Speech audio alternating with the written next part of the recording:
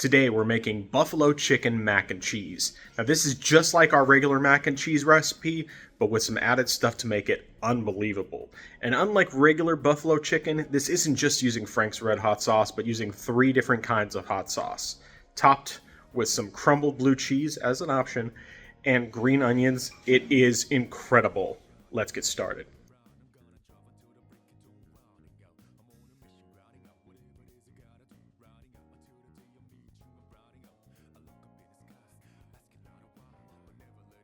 All right, so to make this mac and cheese, it's a very, very simple sauce. And as I said before, this is going to have all simple, all real ingredients. No Velveeta, no weird oils, just good stuff. So first thing you're going to need is starting with some butter. You're going to use a full stick for this because we're going to make a roux. So we use a full stick of butter. We're going to use some flour. We're really only going to use about a 1/4 cup. So it's going to be more of a thin roux, but it's still going to work perfectly. And trust me, that's really all you need. Technically, you could get by doing the same amount of butter and flour. I do a little more butter because you're going to add more, you would want more butter in the sauce anyway. It just gives it more flavor. Next thing you're going to need is some milk. I like using a can of evaporated milk. If you don't want to use that, you can just as easily use about the same amount, which is 12 ounces of any other kind of milk, whichever you prefer. Then, of course, you're going to need some cheese. I like using cheddar cheese. In this case, I have some extra sharp cheddar. There's about 5.5 ounces here. Probably use about 4 of that, but we may just use the whole thing. Either way, it's not really going to make a huge difference. You can obviously use whatever kind of cheese you prefer for that. Now, the most important ingredient to make this extra creamy without having to use Velveeta is cream cheese. So we're actually going to use an entire package of this. And then the very last ingredient we'll be adding, which is something that I don't have pictured here, is just water. So basically what we're going to do is we're going to create a roux. We'll add milk to it. Then we'll add the regular cheese to it. We'll add the cream cheese to it. Once all that's combined, we'll add some water. In this case, because we're making mac and cheese, we're going to use actual water from the pasta. So we'll prepare the macaroni ahead, and then we will go ahead and add some of that pasta water, which has the extra starch to help thicken it up, but at the same time, thin things out so that you get a really nice creamy sauce without adding the richness that you typically get from extra milk or any other kind of dairy. And one thing I forgot to mention is you need macaroni, of course, obviously, but in addition to that, also, you'll want to have some seasoning salt or any other kind of salt. It's just basically give a little bit of extra seasoning if you need it. So to take this from being just a basic mac and cheese to a buffalo chicken mac and cheese, first thing we're going to need is, of course, some chicken. I have a rotisserie chicken here. You can obviously use any other kind of chicken if you prefer that. Personally, I find that shredded chicken just ends up being absolutely perfect for this recipe. Then, of course, you're going to have to make a buffalo sauce. So we're going to use, starting off with some butter. We're only going to use probably about 2 tablespoons of this because we don't really need a lot of butter since there's already plenty of butter in the mac and cheese, but it will just kind of help to bind everything together. And also so that when we're warming up the sauce, it doesn't end up just causing us to cough and everything else because of all the spice in the sauces. Next thing we're going to need is some Frank's Red Hot sauce. There's actually not a lot left in this bottle, but I have a fresh one that I'm getting here momentarily, getting picked up from the store. So this, is like the crucial thing for making it a buffalo sauce. But because of the fact that we like to have a little more spice to it than just this, we're going to do some additional hot sauces. I do want to note real quickly, you can't just use the Frank's and the butter. It's going to be delicious that way, but we like that extra bit of kick. So we're going to do some additional hot sauces mixed in. First of all, we're going to do a bit of Cholula. We're also going to do some Tapatio. And then we're going to top it off with a little bit of habanero pepper hot sauce. This is stuff I actually just found at Food for Less, of all places. This is completely optional, of course, but it does give a little bit of heat. We don't put a ton of it in there, but we do put enough just to give it some extra spice. And then as a garnish, we're also going to add some crumpled up blue cheese. I have whole blue cheese here. I'll just crumple it up myself just as a garnish after everything is done. And then finally top it with some chopped green onion. So that's all you're going to need in order to take this from being just a simple regular mac and cheese to a buffalo chicken mac and cheese. So we're going to start off by getting our chicken shredded up, then we'll make up the sauce and mix it all together.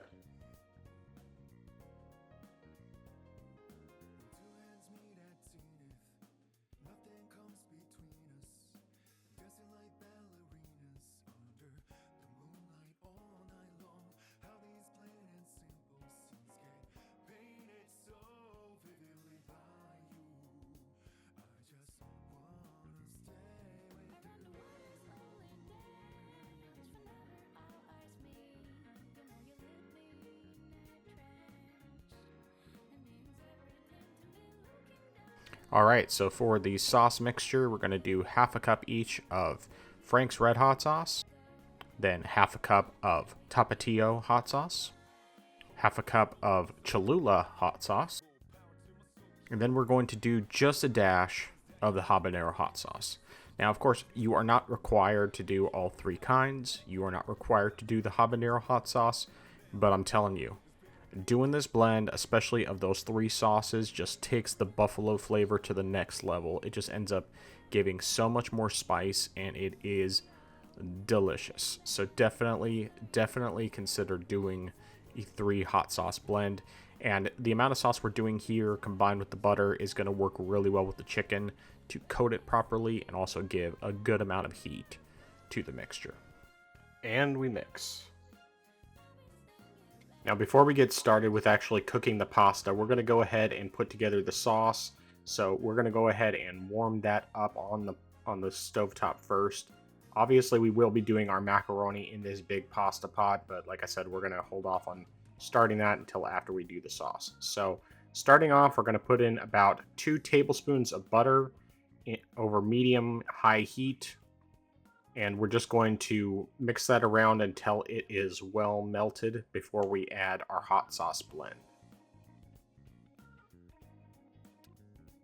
And then once the butter is properly melted, we will add our hot sauce blend and mix that in until it is thoroughly mixed. And then at that point, just let it simmer for a few minutes. Basically, we just want the flavors to meld together, and we want it to get warmed up a bit so that it is easier to coat the chicken. All right, so we've transferred our chicken to a large bowl, and we're going to go ahead and add in the sauce. And as you can see, it's nice and hot and steaming, which makes it nice and loose, and so it's going to be a lot easier to mix. So just get all of it scraped out from the saucepan here, and then we'll mix.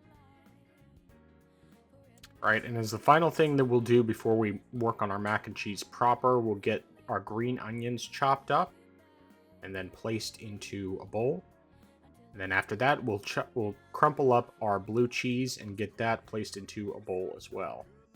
Now keep in mind, you do not have to use blue cheese or green onions. These are entirely optional, and of course you can obviously do pre-ground blue cheese, you can do pre-chopped green onions, but for the sake of, well, not only cost, but also just deliciousness, I guess, I decided to get a whole thing of blue cheese and crumple it up. And trust me, if you like blue cheese, this is totally worth doing. If you don't care for blue cheese, you can completely skip the step or replace it with something like feta, or you could do a cotija or something else. It would probably be good too. But I did this with blue cheese because I felt that it just added like a nice richness and at the same time lightness to the mix. And the green onions just add something else entirely. So it's well worth doing. Alright, so we're going to start the macaroni and cheese prep for itself. So obviously we'll start off by shredding up this cheddar cheese. You don't have to use cheddar. You can use whatever kind of cheese you want. But personally, I'm just a big fan of cheddar. I think that it adds the best flavor, and it just goes really well with mac and cheese. Keep in mind that when you make the mac and cheese, it's not going to be that golden color you would expect to see from like Kraft mac and cheese or Velveeta or something like that, simply because of the fact that you're not using as much cheese, and unlike Velveeta and everything else, there's no dyes here. So you're just dealing with the natural color that you get as a result of all the ingredients. So to get this started, we're going to melt a full stick of butter in our pan, get that fully melted. And while we're doing that, we also have our water going. I recommend definitely putting the water in the stock pot before you get started making the sauce. That way you can have your water boiling so that when the time comes that you need pasta water, you already have it ready to go. Now, we haven't started cooking our pasta yet, but we are going to go ahead and just get our butter melted first to get the roux going. In this case, I'm using a 5-quart cast iron Dutch oven. Obviously, you can use whatever kind of saucepan you have, but I definitely recommend using something around the size of 5 quarts for a batch this size because it's going to fill up quite a bit with the amount of macaroni you have. And although we're only doing 1 pound, that 1 pound will fill this up pretty well. So definitely start with that and we'll get the butter melted. And once the butter's fully melted, you'll want to go ahead and add your 1/4 cup of flour. And you just want to mix it in as best as you can. It's going to be more of a thin roux when it's all mixed up, but basically you're just trying to get rid of all the chunks so that the flour doesn't burn, and it will really help to thicken up the sauce as you add the remaining ingredients. Now once it's sufficiently mixed, we'll add our full can of evaporated milk. And once again, you don't have to use evaporated milk. I personally prefer using it just because of the fact that since it has less liquid in it, it tends to do a better job for making these sauces without diluting it too much. And that might seem counterintuitive because you're going to dilute it later with pasta water, but in this case, it really just does make a difference in how the sauce comes together, specifically with emulsion. You basically just want to mix that up until it comes to a good thickness. It might take a little bit, typically, since I'm doing this on a medium-high heat, it takes a little bit to warm up the milk enough to really get it start to thicken. But once it starts to thicken, that's when we'll add our cheddar cheese. And obviously, if you're using a different kind of cheese, you can add the other kind of cheese at that same point. Seems to be to about a good thickness now, so we're going to add our 6 ounces of cheese. And those 6 ounces, I just add it all at once. You don't really technically have to. You can do it a little bit at a time, and a lot of people would say, oh, that's how you should do it. It's a little bit at a time and mix it all up. But personally, I find it doesn't make that big of a difference. The cheese melts about the same regardless, and because of the fact that this is going to be stirred quite a bit, and then we're going to be adding the pasta water to it later to further help to thin it out and help to get it more creamy, then you shouldn't have too much of an issue here. But either way, you just want to get it stirred until it's well incorporated into the sauce mixture. And then at this point, we're going to add our full package of cream cheese. And if you have let it warm up to room temperature, it's going to be easier to work with. In this case, I did do that, but sometimes I've just added it cold and it just takes a little more work to get it going. But either way, it will work just fine. Now, as you mix this, it's going to be a very thick sauce. But that's the reason why we have our pasta water as planned to add after the pasta's ready. So we're just going to mix this up until the cream cheese is fully melted and fully mixed. And then at that point, we will go ahead and get our macaroni cooked. And look at that, though. That is beautiful, isn't it? Nice and creamy, coming together really well. A beautiful color. No dyes, of course, nothing like that. Just all real ingredients. And it's going to be super, super good. All right, at that point, we'll turn down the heat to low just to let that simmer for a little bit and get our macaroni cooking in our boiling water. And I always add some salt to my boiling water. Some people will say just do a pinch of it. I've heard it otherwise. Salt your pasta water like the ocean rather than salting your sauce. So I'm adding quite a bit. Now, in this case, I actually did 2 pounds of macaroni, but that's because I was filming both my previous recipe for just the homemade mac and cheese as well as this buffalo mac and cheese at the same time. So you just, typically I would say when you're cooking the macaroni, do it about a minute below the lowest, because once you add it to the macaroni or to the cheese sauce, then you're going to end up cooking it up the rest of the way, and that way you'll still get a nice firmness to it without it being too undercooked or too overcooked. So we'll go ahead and get the pasta cooking, and when it's all done, we'll add it to the sauce.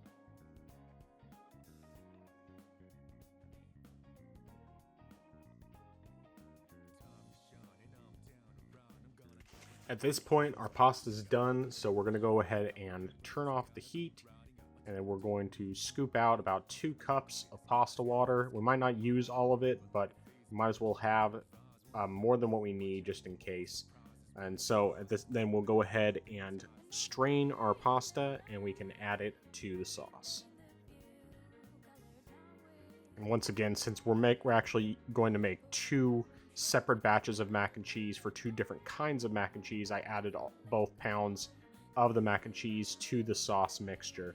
So we'll get all of that mixed up first just to get the macaroni well coated, and then once it's well coated, we'll add the pasta water. Once the sauce is sufficiently thinned out, we'll split up the mac and cheese so that we can actually get the 2 different batches prepared. And if you look at that sauce is just coming together beautifully. It's not like the typical orange you would expect to see for mac and cheese sauce, but it's also because there's no dyes in it. So you are just dealing with the natural color from the cheddar cheese, and then the other ingredients mixed together. So it ends up being more of like a white looking cheese sauce, but trust me, it still has all the flavor, in this case of extra sharp cheddar, and it's just going to be absolutely glorious. And we're just going to add a little bit of seasoning salt as well to this, just to give it some additional flavor, because when you add the pasta water, it does tone down the saltiness quite a bit.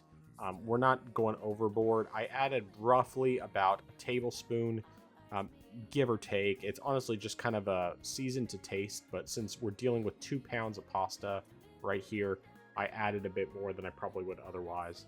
And it's a good idea to add more pasta water than you think you're going to need as well, especially because if, of course, you end up in a situation where the sauce is a little bit too thick, the sauce thinning it out with the pasta water will help it to just better coat everything. And additionally, it will also just help to offset saltiness if you accidentally put too much salt in there. All right, the main mac and cheese is done and looking gorgeous. So now we're going to get it split up and add our buffalo chicken to the second batch.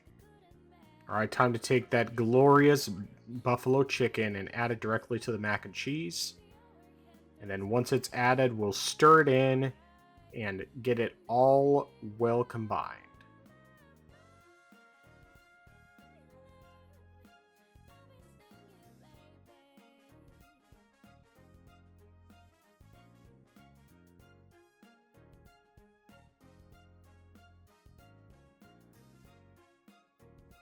Now the taste test. Beautiful buffalo chicken mac and cheese with some crumbled blue cheese on top and some green onions. That's good. The spice of the buffalo chicken, creamy. The blue cheese actually adds a lot to that.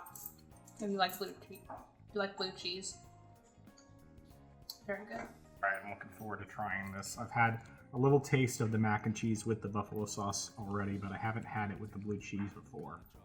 Let me get a little bit there. Maybe bigger pieces.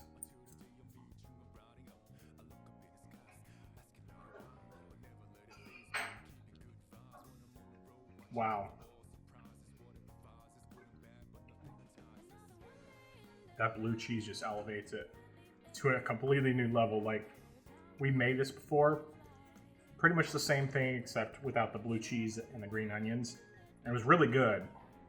But that blue cheese is just like, it just adds something, a whole different thing to it. Now, of course, as my lovely wife said, if you are not a fan of blue cheese, you can completely skip it. You could probably get by, if you wanted to still have something like that, using feta cheese, if you like that. And obviously, if you don't like that, just completely ignore it. It's going to be good either way. I'm telling you, make this stuff. It is so good. Thanks for watching. Please leave a like if you liked this video, subscribe to the channel, and share with your friends, and stay tuned for more recipes that, while not necessarily authentic, are always delicious.